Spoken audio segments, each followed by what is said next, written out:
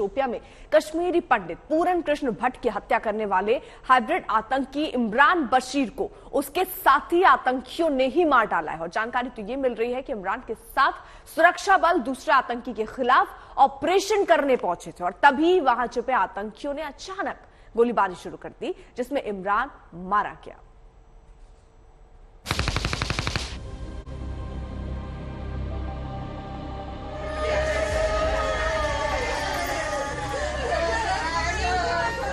UP के कन्नौज के दो परिवारों की दिवाली की खुशियां मातम में बदल गई।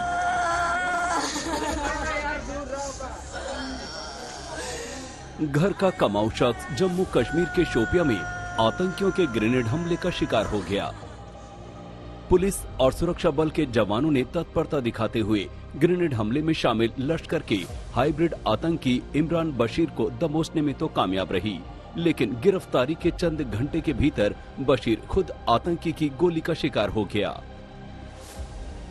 जम्मू कश्मीर पुलिस के मुताबिक शोपिया हमले में शामिल बशीर को लेकर पुलिस और सुरक्षा बल के जवान आतंकी अड्डों पर छापेमारी करने निकले थे।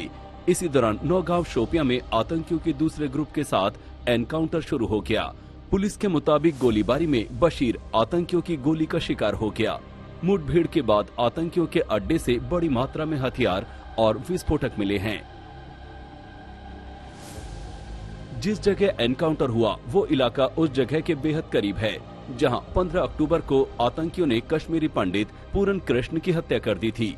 2 दिन के भीतर कश्मीर में 3 गैर कश्मीरियों की हत्या को लेकर भारी आक्रोश है। कल जम्मू में इसे लेकर बड़ा प्रदर्शन भी हुआ।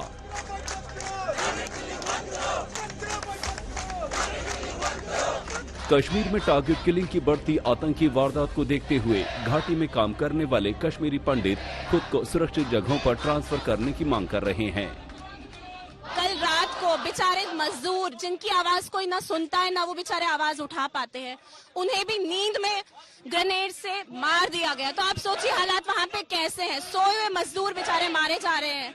हम कश्मीरी हिंदू पंडित जो कब से प्रोटेस्ट पे लगे हुए हैं, हम आपसे सिर्फ इतना मांग रहे हैं कि हमारी जानों को बचा लीजिए। हम आपसे ज्यादा कुछ नहीं मांग रहे क्योंकि हमें भी जीने का हक है। टारगेटेड किलिंग्स हो रही है, मैं सिर्फ अपनी जान की भीख मांग रही हूँ जो मेरा हक है।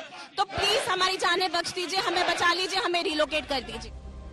जम्मू कश्मीर में आतंकवाद पर लगाम लगने के बाद टारगेट किलिंग गैर कश्मीरियों खासकर प्रवासियों के मन में खौफ पैदा कर रही है। एक तरफ प्रवासियों को वोटिंग की ताकत से लैस किया जा रहा है और दूसरी तरफ उनकी जान पर ही खतरा। सरकार और सुरक्षा एजेंसियों के लिए ये बड़ी चुनौती है। जम्मू से सुनील जी भट्ट के साथ आज तक ब्यूरो।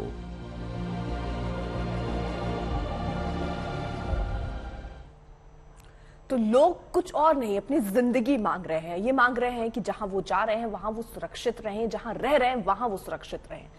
अब जब भी दाऊद इब्राहिम का नाम आता है, खुलासे की बात होती है तो पाकिस्तान की बोलती बंद हो जाती है। एक बार फिर कुछ ऐसा ही हुआ है। दिल्ली में इंटरपोल की एक बैठक में शामिल हुए पाकिस्तानी डेलीगेट्स से जब दाऊद को लेकर सवाल हुए तो उन्हें जवाब देते नहीं बना। सर, आप इंटरपोल के असेंबली में आए हैं, दाऊद इब्राहिम को लेकर कुछ कहना चाहेंगे, कुछ बताना चाहेंगे? तो सुना आपने, दाऊद का नाम आते ही बोलती बंद। भारत के सबसे बड़े अपराधी के नाम पर पाकिस्तान की जुबान बंद। सर, आप इंटरपोल के असेंबली में आए हैं, दाऊद इब्राहिम को लेकर कुछ कहना चाहेंगे, कुछ बताना चाहेंगे? दाऊद इब्राहिम को लेकर आपका क्या रिएक्शन क्या है सर? अपना कोई रिएक्शन सर आप देना चाहेंगे sir? So the Prime Minister discussed the issue of terrorism.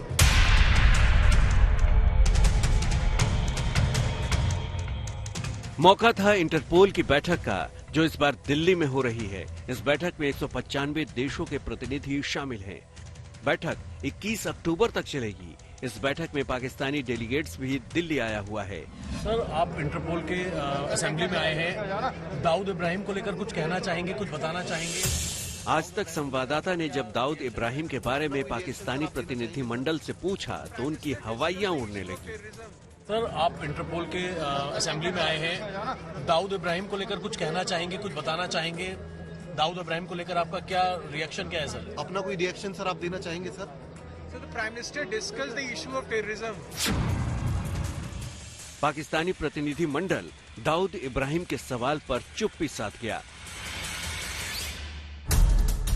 Dawood Ibrahim Bharat का मोस्ट वांटेड अपराधी है। सिर्फ भारत का ही नहीं, वो इंसानियत का दुश्मन है। 1993 मुंबई ब्लास्ट का मास्टरमाइंड है। उसके बारे में समय समय पर ऐसी खबरें आती रहती हैं कि दाऊद पाकिस्तान के कराची में छुपा हुआ है और पाकिस्तान की सरकार उसे प्रोटेक्शन दे रही है।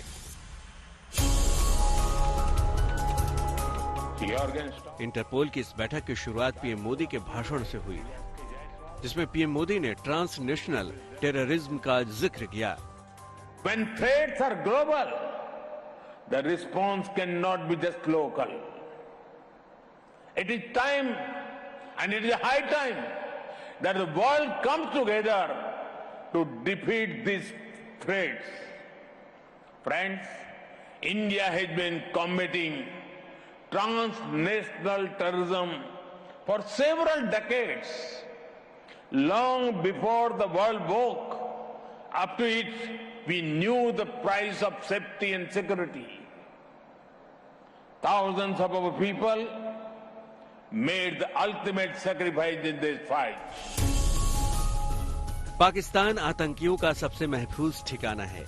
दुनिया के मंचों पर वो ऐसा दिखाने की कोशिश करता है कि आतंकवाद का सबसे बड़ा पीड़ित वही है, लेकिन सच्चाई ये है कि पाकिस्तान आतंकवाद का प्रोड्यूसर है। न सिर्फ प्रोड्यूसर है, बल्कि वो ग्लोबल एक्सपोर्टर भी है। पाकिस्तान से आए आतंकियों ने भारत में समय समय पर खूनी वारदातें की। प्रधानमंत्री मोदी ने दुनिया भर से आए प्रतिनिधियों को बताया कि क्रॉस बॉर्डर टेररिज्म ने कैसे मानवता का नुकसान किया। आज तक ब्यूरो।